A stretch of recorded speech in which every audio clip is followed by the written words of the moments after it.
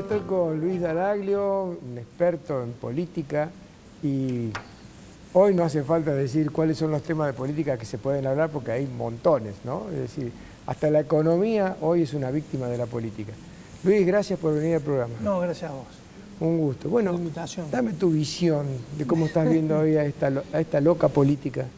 No, bueno, es decir, de alguna manera lo que se sigue profundizando acá es la grieta más importante que la política no logra resolver, que es con la sociedad, ¿no? Es decir, una grieta que aleja al sistema político en su capacidad de representar a la sociedad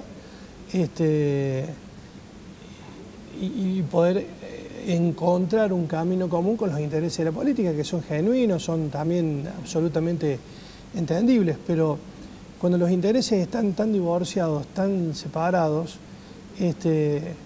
esa grieta real, digamos, más allá de la grieta política, esta grieta, te diría, sistémica, hace que las lecturas que se puedan hacer sean pobres, sean de intereses muy pequeños y muy alejados de una solución integral que me parece que hoy está demandando una respuesta inmediata, ¿no?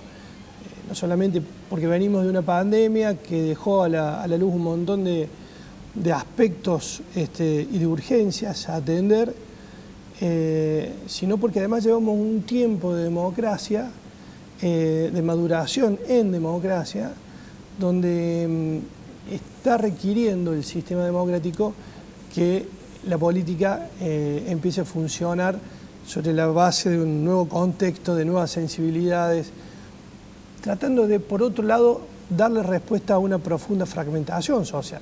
Nosotros siempre decimos, y lo hemos hablado con vos, ¿por qué fallan las encuestas? No fallan las encuestas, esos son instrumentos, es como decir que la culpa la tiene la radiografía y no el que interpretó la radiografía.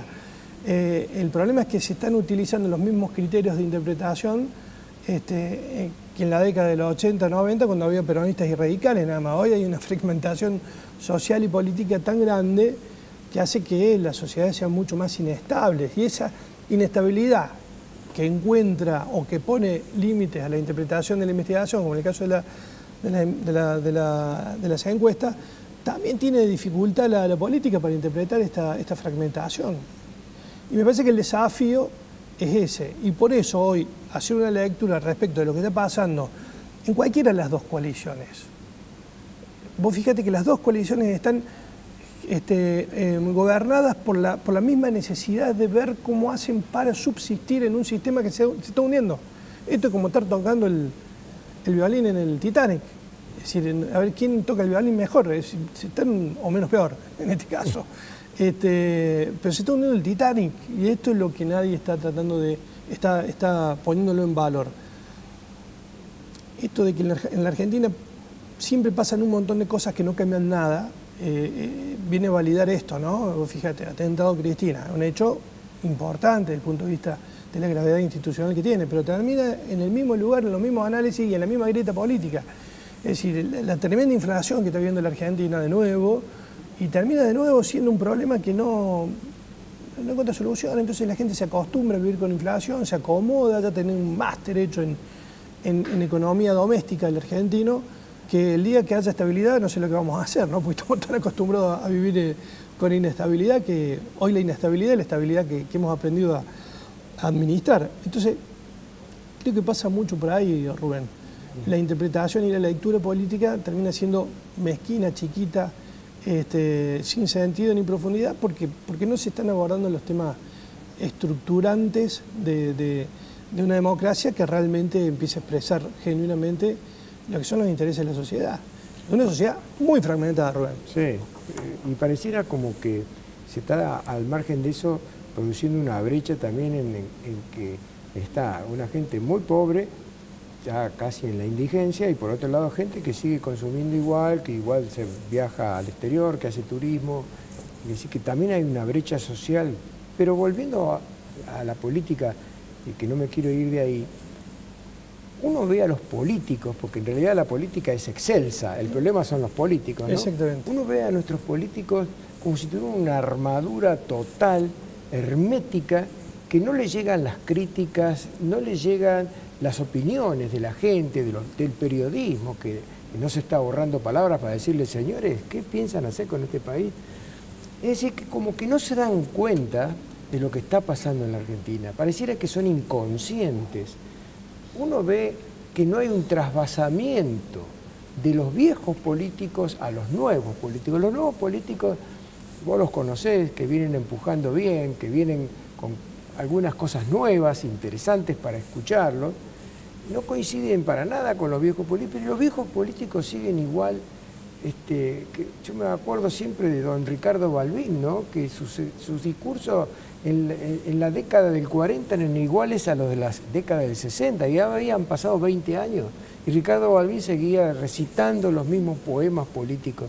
Entonces, ¿qué es lo que está pasando con los políticos? ¿No se dan cuenta que esta desesperación que tienen desembocada por el poder mismo? Porque no es decir, bueno, quiero llegar al poder para arreglar este problema que tiene el país, o arreglar la educación que está destruida, o arreglar la economía que no sirve para nada. ¿Qué le pasa a nuestros políticos? ¿Por qué son tan insensibles? ¿Vos tenés idea qué pasa por adentro de esos cerebros?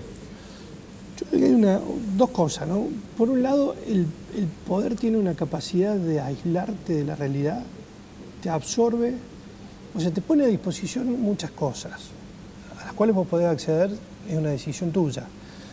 Entonces el poder te empieza a absorber y te empieza a alejar de la realidad y te empieza a poner en un lugar de absoluta desconexión con las realidades, ¿sí?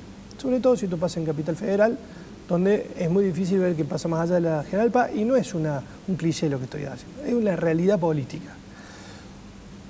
Entonces, por un lado tenés esto, que cuando vos mirás hacia adentro está esto, decías vos bien recién, che, la pelea por el poder, el mismo poder se convierte en la vedette que ilumina e encandila a todos y los empieza a aislar y a llevar, que creo que es un proceso lógico que debe pasar en otros lugares del mundo, pero en nuestra vida y nuestra política doméstica pasa esto, eso por un lado.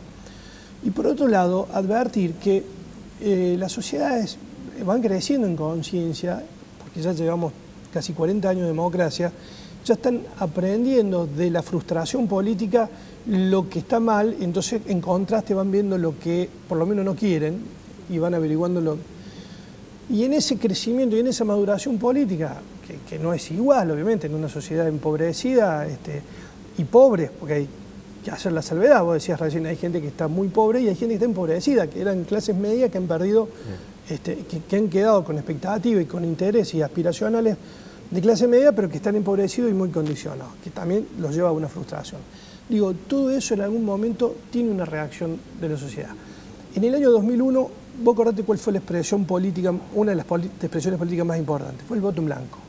Y que se vayan todos. Que de alguna manera expresaba en votos el que se vayan todos, era la expresión electoral del que se vayan todos.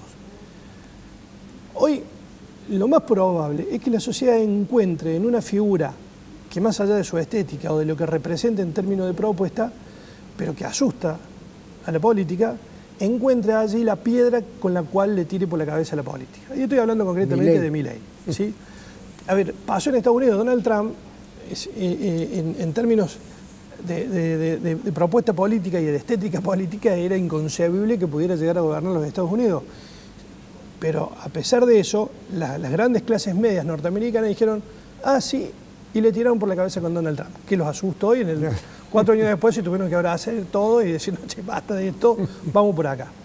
Bueno, yo creo que puede pasar algo similar, que la gente en su indignación, en su bronca, en su desazón, en su falta de esperanza, encuentre en estas figuras absolutamente inentendibles desde la lógica tradicional de la política, una respuesta para llamar la atención. No es por Milei en sí mismo, sino por lo que significa para la gente Milei en términos de golpe a la política, ¿sí? de desamarrearla a la política, de ponerla en.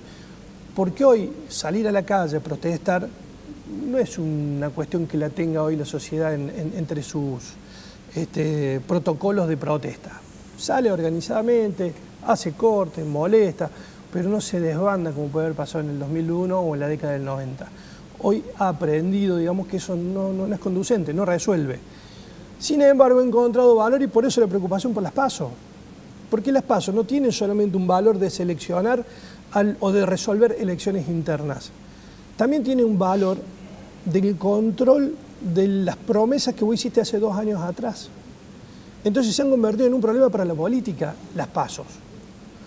Mientras que para la sociedad la PASO es una instancia de poder controlarte y decirte, guarda que estás haciendo mal las cosas, corregí y tenés una segunda oportunidad en octubre, si es agosto-octubre, para la política es un problema. Entonces se convierte en un costo. Y en realidad no es un costo, es un problema que tiene la política, que cada 2 años se tiene que someter al escrutinio de la población, a escrutar sus promesas en las urnas. Y eso es lo que lo tiene incómodo al sistema político en su conjunto, porque hace un tiempo eran unos los que estaban en contra, ahora son otros los que están en contra, depende de dónde estés, en qué lugar de la mesa estés sentado.